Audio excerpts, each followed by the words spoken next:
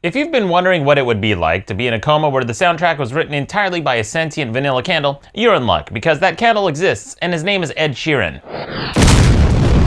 Welcome to the best show in the universe, I'm Maddox. Nothing sucks the joy out of life more than an Ed Sheeran song. If you've ever been walking around through a store and suddenly found yourself sullen and angry, there's a good chance it was because the artist Ed Sheeran was taking a big shit in your ears with his mouth. Ed Sheeran is an artist who blew up in 2011 with a single that put him on the charts because apparently everyone in the world suddenly developed a taste for the musical equivalent of bonded leather.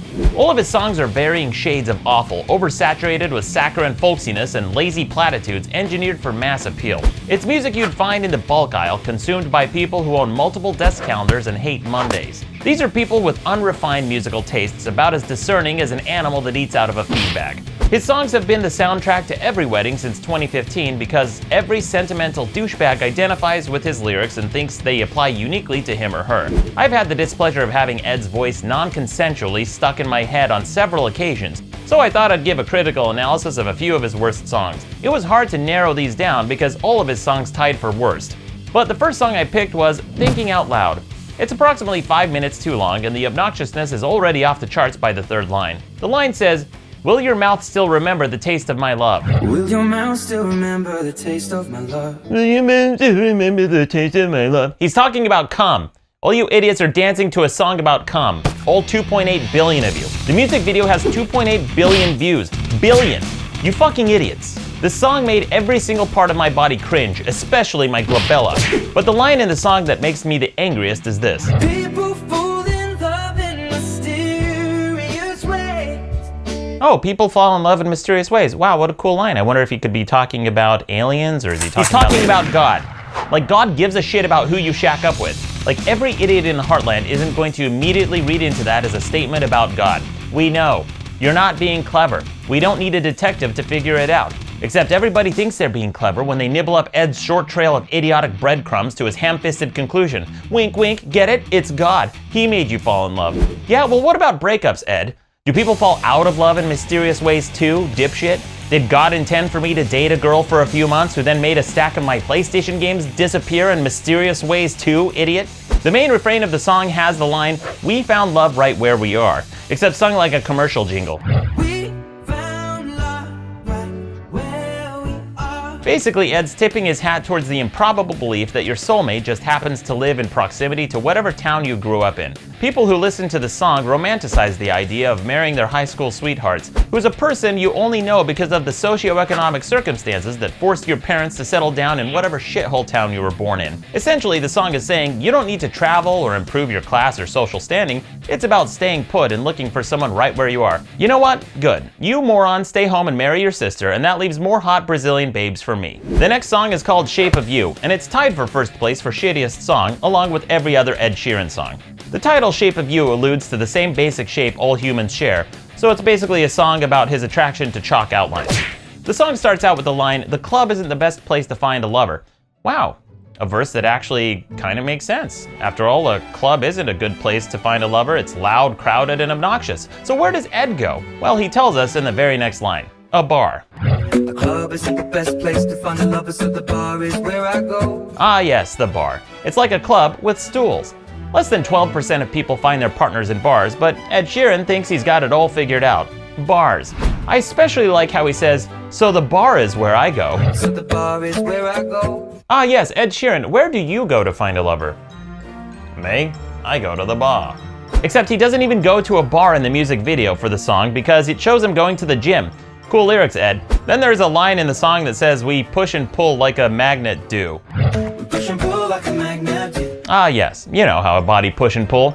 Like a magnet do. Fucking magnets, how do they work? He talks about how he takes the chick back to his place where they presumably bang, and then he sings a line that isn't necessarily a compliment saying, "And now my bedsheets smell like you."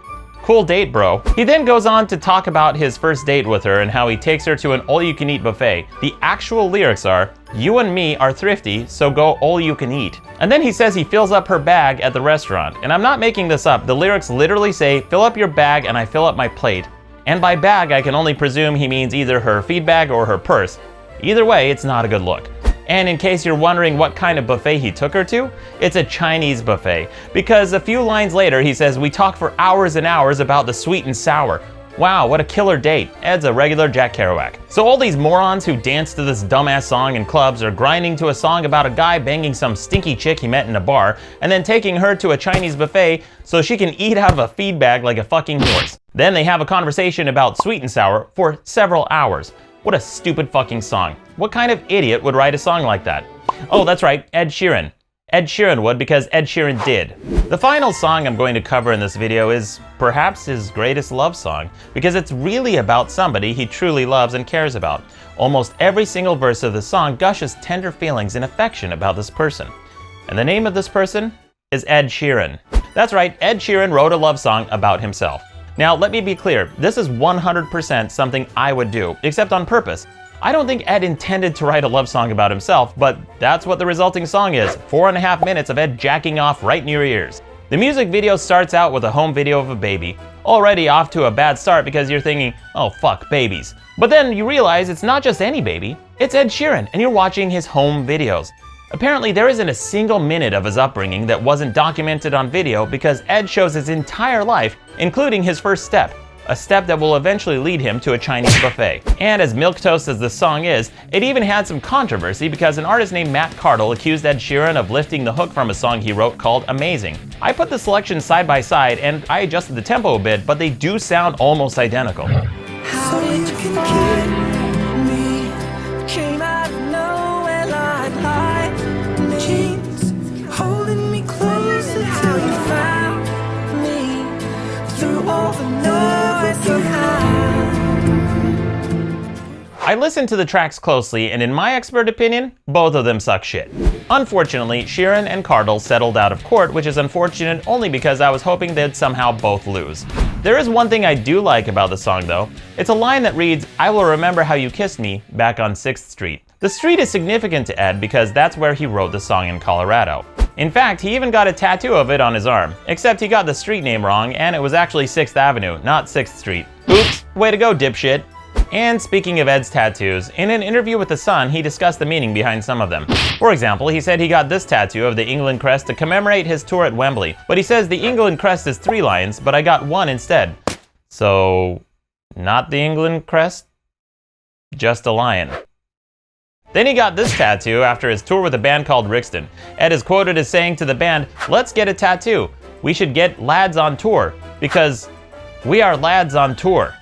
Ed also got this tattoo of a family tree to show at heart he is a family man. And of course you would assume he would get this sentimental gesture over his heart, but no, he got it over his shoulder. So what have we learned? Ed Sheeran's music is the soundtrack for people who think ketchup is too spicy and his tattoos are stupid. If you want to risk becoming infertile, I've linked to all the songs in the description of this video. However, there's no need to click on them because you'll hear them at every wedding you attend for the rest of your life. That's it for now. Until next time, I'm Maddox.